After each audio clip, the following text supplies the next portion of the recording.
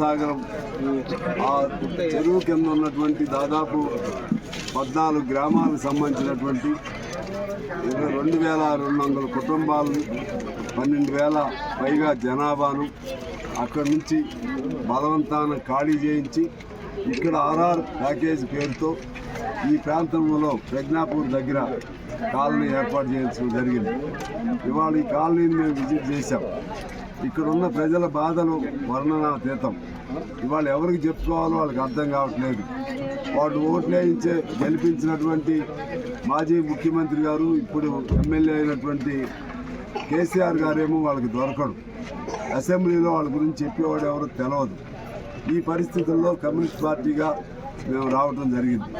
కానీ ఇప్పుడున్న ప్రభుత్వం అయినా వాళ్ళైనా వచ్చి సరే అక్కడ పాత ఏం జరిగిందో మేము బాధ్యత తీసుకుంటాం చేస్తామని వీళ్ళు రారు. అసలు ఎవరికి చెప్పుకోవాలో అర్థం కాని పరిస్థితుల్లో దాదాపు 2,200 కుటుంబాలు పేరు కేటాయిస్తే అక్కడ ఏ సౌకర్యాలు లేకపోవటం వల్ల అక్కడ ఇంకా కొంతమంది వాళ్ళకి ఏమి రిజిస్ట్రేషన్లు లేదా కేటాయింపు జరగకపోయినా 700 ఏళ్లలో వాళ్ళు వచ్చేసి ఉంటున్నారు. అంటే ఇక్కడ కేటాయించబడిన వాళ్ళకు కూడా ఇప్పుడు ఇల్లు లేవు. మరోవైపు కొన్ని చోట్ల కేటాయించిన చోట శవాలు పక్కనే కాలుస్తున్నారు. దానిలో కూడా అంటే కొంతమందికి ఇచ్చిన స్థలాల్లోనే వేరే శ్మశాన వాటికి లేకపోబట్టి అక్కడ శవాలను అక్కడే కాలుస్తూ ఉన్నారు.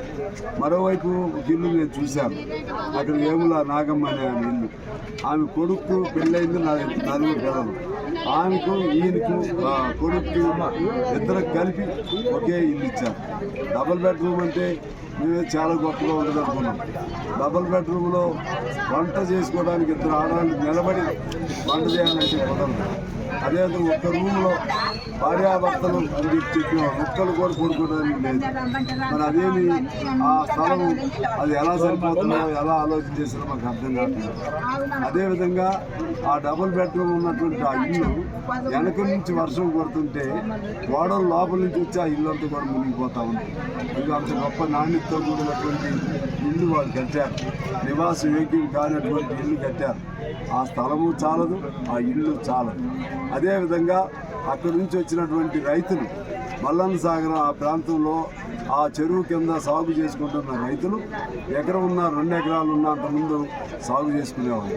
ఇప్పుడు ఆ సాగు కూడా అవకాశం లేకపోవటం వల్ల ఇక్కడికి వచ్చిన తర్వాత ఇక్కడ వ్యవసాయ భూములు లేవు. ఏం చేయాలో తెలవట్లేదు. అడ్డ మీద వెళ్ళి కూలీలుగా నిలబడే పరిస్థితి వస్తుంది. కూలీ దొరుకుతో తెలవదు. ఈ విధంగా ఇంకా కొంతమందికి ఇల్లు రానివాడు. అదేవిధంగా అక్కడ భూములు 51 ఎకరానికి ఇంకా అసలు ఏమి రూపాయి కూడా ఇవ్వనివాడు. ఇంకా విచిత్రం ఏంటంటే ఆ ఇచ్చే భూములు 4 భాగాలు చేశారు. ఒకటేమో వరి ఉంటే 6 లక్షలంట, జొన్న ఉంటే 4 లక్షలంట, ఓన్లీ వీడిగా ఉంటే 3 లక్షలు, ఏ కాగితాలు లేకపోతే 1,00,000. ఈ విధంగా ఆడుకున్నారు, ప్రజలతో ఆడుకున్నారు. ఆడుకుని కాళేశ్వరం పేరుతో రాష్ట్రాన్ని ఇబ్బంది పెట్టడం ఒకవైపు అయితే, ఈ ప్రాంత ప్రజల్ని వీళ్ళు భూములు ఇచ్చి త్యాగాలు చేశారు. ఆ త్యాగాలన్నీ కొంతమందికి భోగాలుగా మారిపోయాయి. వీళ్ళ సమస్యలు ఖచ్చితంగా పట్టించుకోవాల్సిన బాధ్యత ప్రభుత్వం పైన, ఇప్పుడు ప్రభుత్వం పైన కూడా ఉందని నేను మనవి చేస్తున్నాను. పాత ప్రభుత్వంగా లేకపోయినా కేసీఆర్ గారు ఇప్పుడు కూడా ఎమ్మెల్యేనే. ఆయన అసెంబ్లీలోకి రావాలి, అసెంబ్లీలోకి వచ్చి రాష్ట్ర సమస్యల మీద మాట్లాడాలి. ప్రత్యేకించి మిమ్మల్ని గెలిపించి ఆదరిస్తున్నటువంటి ఈ ప్రాంత ప్రజల ఇబ్బంది గురించి కూడా మీరు మాట్లాడాలి. ఇందులో ప్రజాస్వామ్యంలో సిగ్గుపడేది ఏం లేదు. ప్రజాస్వామ్యమే అంతిమంగా విజేత.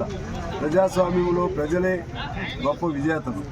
ప్రజాస్వామ్యంలో ప్రజలిచ్చే ఓటే గొప్ప పరిణామం. అందువలన దాన్ని గౌరవించాల్సిన బాధ్యత ఉంది. వచ్చి మా నియోజకవర్గ ప్రజలకి ఇబ్బంది ఉంది లేచి ఒక మాట నేను కోరుతున్నాను. ఇక విశ్రాంతి చాలు, సిగ్గుపడద్దు. ఎందుకంటే ఎవరు శాశ్వతం కాదు. అట్లా అనుకున్నప్పుడు ఉమ్మడి రాష్ట్రం చాలామంది ముఖ్యమంత్రులు చేశారు. ఎన్టీ రామారావు గారు లాంటి వాళ్ళే ఓడిపోయారు. అందువల్ల అసెంబ్లీకి రావాలి, ఈ ప్రజల సమస్యలు పట్టించుకోవాలి. ఇక్కడున్న మంత్రి గారు కూడా రావాలి, పొన్నం ప్రభాకర్ గారు వచ్చి దీన్ని చూడాలి. అదేవిధంగా ముఖ్యమంత్రి గారి దృష్టికి తీసుకుని వెళ్ళాలి. సందర్భం అవకాశం దొరికితే ముఖ్యమంత్రి గారు, ఇప్పుడున్న ముఖ్యమంత్రి గారు కూడా ఈ ప్రాంతానికి రావాలి, వచ్చి చూడాలి. ఎందువల్లంటే భవిష్యత్తులో నిర్వాసితులు ఎవరైనా సరే ఇటువంటి ఇబ్బంది జరగకూడదు. ఇవాళ అనేక అంశాలపైన ఫామ్ హౌస్లు పేరుతో మనం ఫార్మాసిటీయో లేదా ఇంకో పేరుతోనూ నిర్వాసితులు అవుతున్నారు. ఈ నిర్వాసితులు పడుతున్న ఇబ్బందులు మరొక నిర్వాసితులు పడకుండా ఉండాలంటే వాళ్ళు వచ్చి ఇక్కడ చూడాలి. ఈ అన్ని అంశాలపైన ఇవాళ పరిశీలన చేయడానికి మా రాష్ట్ర జిల్లా కమ్యూనిస్ట్ పార్టీల నాయకత్వంలో మేము అందరం ఇక్కడికి వచ్చాము. ఈ అంశాలపైన ఖచ్చితంగా ప్రభుత్వ దృష్టికి మేము తీసుకుని వెళ్తాం. అసెంబ్లీలో కూడా అవకాశం దొరికితే ఈ అంశాలను ప్రస్తావన చేస్తాం. నిర్వాసితులకు స్పష్టమైన విధానం ఉండాలి.